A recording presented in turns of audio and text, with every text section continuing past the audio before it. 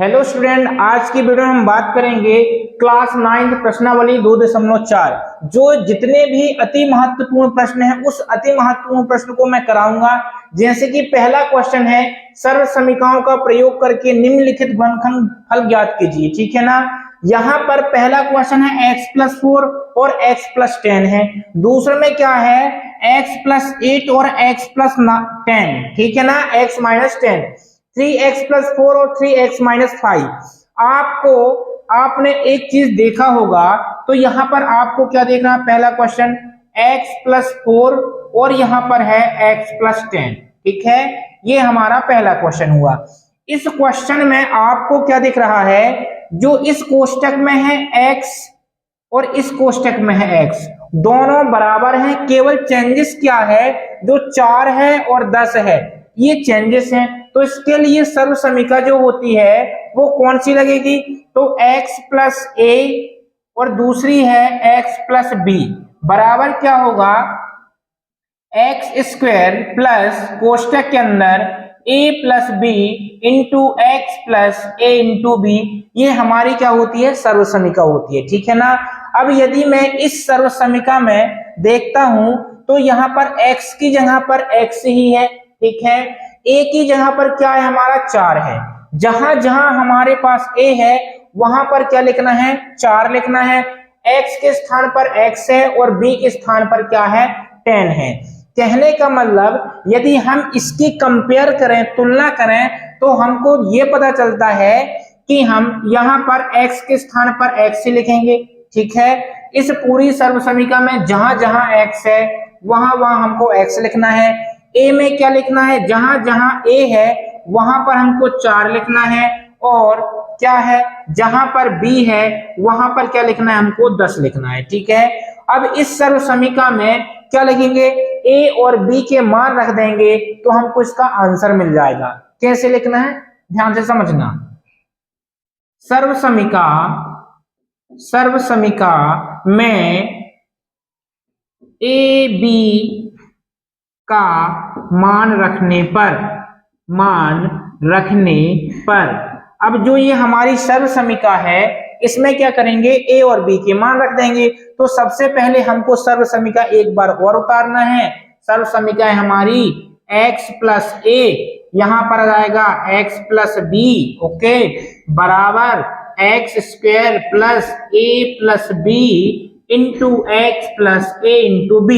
Okay, अब हमको जहां जहां x है वहां x रखना है, जहां a है वहां पर 4 रखना है, और जहां पर b है वहां पर 10 रखना है। ओके, तो x के स्थान पर x है तो यहां पर रखेंगे हम x, प्लस a के स्थान पर रखना है 4, फिर x प्लस b के स्थान पर रखना है 10। ओके, अब यहां पर क्या है, x है तो x के स्थान पर हमको क्या रखना है, x ही रखना है।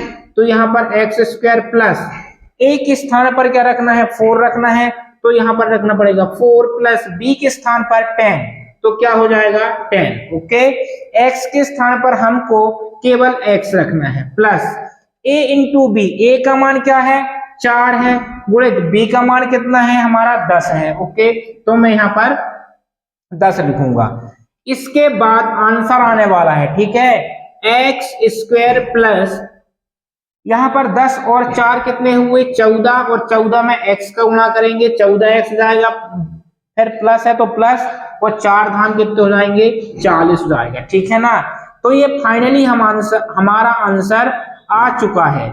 इतना ही करना है, आपका आंसर तैयार है और आपको पूरे के पूरे नंबर मिलेंगे। यहाँ पर कुछ भी नहीं करना होता है, केवल हमको ये देखना होता है कि ए के स्थान पर क्या है और बी के स्थान पर क्या है। लेकिन आप सेकेंड क्वेश्चन में देखोगे, दूसरे क्वेश्चन में, तो यहां पर क्या लिखा है, x+8, और दूसरे क्वेश्चन में लिखा है x-10। अब आप लोग को दिमाग आता होगा कि सर यहाँ पर x+4 x+10 था, तो इसके लिए सर्व समीकरण x+a इंटू x+b लगी थी, तो इसके लिए क्या x+a और x-b लगेगी, बिल्कुल भी नहीं। ये चीज का ध्यान रखना। यदि मैं यहां पर सर्व समीकरण लगाता हूं x+a और x प्लस बी। देखो x तो दोनों के सेम है, यदि x दोनों के सेम नहीं है तो सर्व समीकरण लगने का यहाँ पर सवाल ही पैदा नहीं होता। इस सर्व समीकरण बराबर क्या होता है, एक्स स्क्वायर प्लस, ठीक है, यहां पर आ जाएगा हमारा कोष्टक के अंदर a plus b into x plus a into b हो जाएगा। ओके, अब यहां पर x के स्थान पर क्या रखेंगे, हम x ही रखेंगे। ओके, इसके बाद a के स्थान पर हम क्या रखेंगे, 8 रखेंगे, और b के स्थान पर अब हमको माइनस का 10 रखना है। क्या रखना है, माइनस का 10 रखना है, ये चीज का ध्यान रखना है।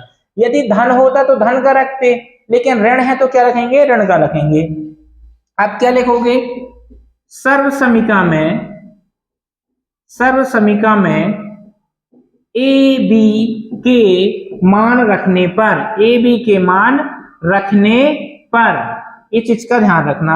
अब थोड़ा सा देखना, कुछ भी नहीं करना, जो हमको सर्व समीकरण दी गई है, जहां पर x है वहां x रख दो, जहां पर a है वहां a रख दो, जहां पर b है वहां पर -10 रख दो, नो प्रॉब्लम। अब देखना, ये x है, x के स्थान पर क्या है, x प्लस a के स्थान पर 8, कोई प्रॉब्लम नहीं, x के स्थान पर x और b के स्थान पर -10 रखना है, ये चीज का ध्यान रखना। ओके, बराबर लगा है, बराबर रख दो, नो प्रॉब्लम। x के स्थान पर x ही रखना है, इसलिए यहां पर क्या जाएगा, x स्क्वायर आ जाएगा, ध्यान से समझना, प्लस कोष्टक के अंदर a के स्थान पर हमको रखना है 8, ओके, b के स्थान पर रखना है -10।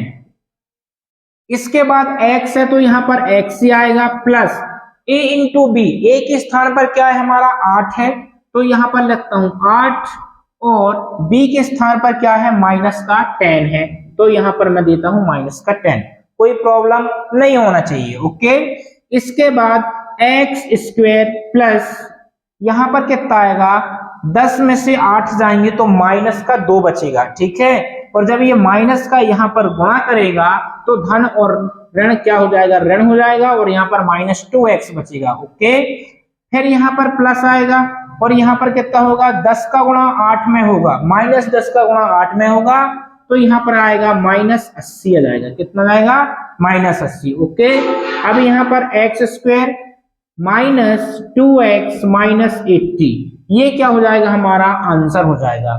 मतलब कि इसका क्या हुआ, बिल्कुल सही रखना, कोई दिक्कत नहीं, a प्लस -10 और 8 गुणे, ठीक है, 8 धाम 80 होते हैं, और यहाँ पर 2x, कोई दिक्कत नहीं, ठीक है।